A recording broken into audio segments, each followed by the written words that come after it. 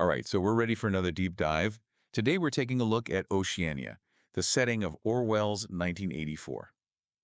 You know, I always find it so unsettling how relevant this book still feels. Yeah, I know what you mean. It's like every time you pick it up, it's like you see something new that really resonates with our current world, like maybe even more so today than, back when it was first published. Right, it's like looking into this kind of distorted mirror image of our own society, and it makes you think, what if? And Orwell, he doesn't waste any time, in drawing you into this world. Yeah, absolutely. I mean, that opening line, it was a bright, cold day in April, and the clocks were striking 13. Chills, right? It's so stark, so immediate. You're just like, okay, something's off here. Totally. And then we're introduced to Winston and the telescreens and those ever-watching eyes of Big Brother. Big Brother is watching you. It just gets under your skin. That constant surveillance, the propaganda, it just creates this atmosphere of, like, palpable fear. You can really feel Winston's paranoia too. Like every move he makes, something is watching. Exactly. It's like even your own thoughts aren't safe. And that's what makes Oceania so terrifying, right? Yeah. This total control that extends beyond physical space, it goes right into your mind. And that's what Orwell does so brilliantly. He Hmm. takes these totalitarian regimes we've seen in history and he creates this like magnified version of them where freedom of thought is basically eradicated. Just like those old history books with the blank pages. The ones where, like, they used to have pictures of people the government didn't like anymore. And you see that happening in 1984 too with Winston and his job at the Ministry of Truth. The memory holes sent shivers down my spine. It's a chilling concept, right? The idea that history itself can be manipulated, rewritten, erased. And the thing is, it's not just some dystopian fantasy. We've seen it happen in the real world time and time again. And that's what makes Orwell's work so timeless, so unsettling. He forces us to confront these uncomfortable truths about power, control, and the fragility of truth itself. Absolutely. He makes us question what we believe, why we believe it, and who benefits from those beliefs. And within this environment of absolute control, that's where we meet Winston. He's our protagonist, and, he starts to question everything. And that act of questioning, that desire for something more, that's what makes him such a compelling character. It's like even in this world where everything feels hopeless, there's this spark in him that refuses to be extinguished. Exactly. And his diary, it becomes this symbol of resistance, a space where he can express his thoughts and reclaim some semblance of his own individuality. It's like a tiny act of rebellion in this world that wants to control every aspect of your being. And you see that yearning for a past he barely remembers, a time before the party's grip was so tight. There's that moment where he recalls the chestnut tree song. It's like this faint echo of a lost world, a world where things like freedom of expression, freedom of thought, even love weren't considered threats. It's heartbreaking in a way because you can feel his longing for something he can barely grasp. It makes you wonder, what have we lost? What have we forgotten? And more importantly, what are we willing to fight for to keep from losing it completely? And it's in this oppressive atmosphere, this world where even a whisper feels dangerous that we meet Julia. She's like a burst of color in this drab gray world the party has created. She really is. It's like Winston's drawn to her energy, her defiance. It's a stark contrast to the party's ideal, that image of the kind of drab, obedient citizen. Totally. She's this reminder that, like, even under the most oppressive circumstances, the human spirit, this desire for freedom and individuality, it can't be completely extinguished. And her rebellion is so interesting too. It's different from Winston's, like he's wrestling with these big philosophical questions, but Julia, she's more practical. Right. She's like, I'm going to find moments of joy and rebellion wherever I can. And their relationship, oh man, it's like every encounter is this tightrope walk between exhilaration and like sheer terror.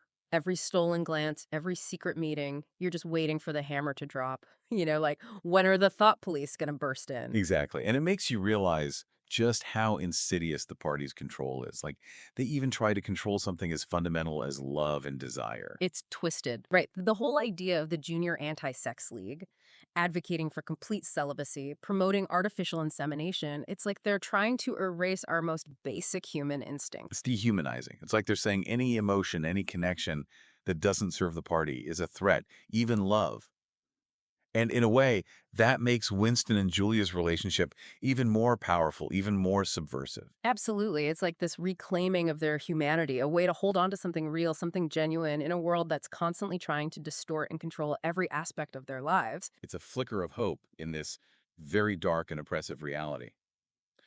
But then that's when O'Brien enters the picture and things get even more complicated. O'Brien, he's such a fascinating character because at first, Winston sees him as a potential ally. Like maybe, just maybe, there's someone else who sees through the party's lies. Right. There's that whole exchange where Winston confesses his hatred for the party to O'Brien, believing or maybe just hoping that O'Brien feels the same way. And that's what makes O'Brien such a masterful manipulator. He plays on those hopes, those desires. And then there's the mention of the Brotherhood, the supposed underground resistance movement. It's like, is it real? Is it a trap? Orwell leaves you guessing. It's like he's playing with your mind, right? Yeah. Making you question everything. And that's where we're introduced to this idea of doublethink, which, let's be honest, is a total mind bender. Yeah. Right. It's like, how can you hold two completely contradictory beliefs in your head at the same time and believe both of them fully? It messes with your head. But that's the insidious brilliance of it. It's the foundation of the party's control. It's not just about controlling information, but controlling how people process that information. Exactly. If you can make someone believe that 2 plus 2 equals 5, well, then you can make them believe anything. And within that framework, within that twisted logic, that's where fear becomes the ultimate weapon. It's like the sword hanging over everyone's head, this constant threat. And nowhere is that fear more palpable than in the concept of Room 101. Just the mention of it sends chills down your spine. This place where they take you and confront you with your worst nightmare. It's like they know exactly what you fear most, and they use it against you. It's the ultimate form of psychological torture, breaking you down, stripping you of your individuality, your will to resist.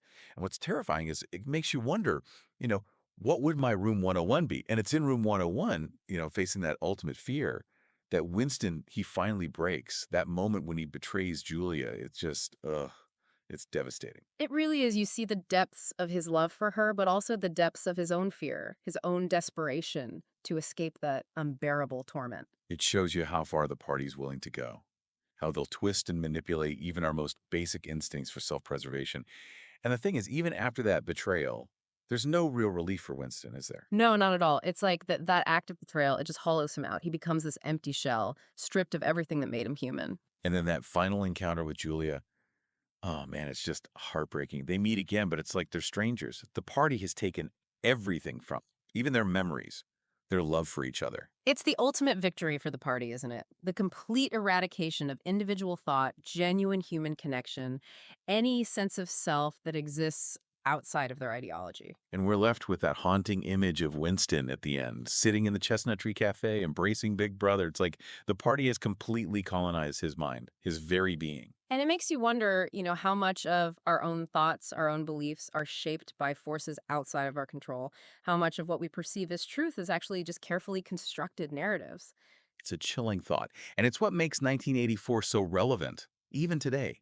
Orwell, he gave us this warning, this glimpse into a future where technology could be used to control and manipulate us in ways we can't even imagine. And it's up to us, to be vigilant, to question the information we're given, to fight for our right to think for ourselves. To hold on to those things, those human connections, those moments of joy and rebellion that make life worth living, even in the face of overwhelming darkness. Well, that was a heavy one. But I think, it's important to engage with these ideas, to really think about the world Orwell created and what it means for us today. I completely agree. Because in many ways, the future Orwell warned us about, it's closer than we might think. And it's up to us to make sure that 1984 remains a work of fiction, not a blueprint for our future.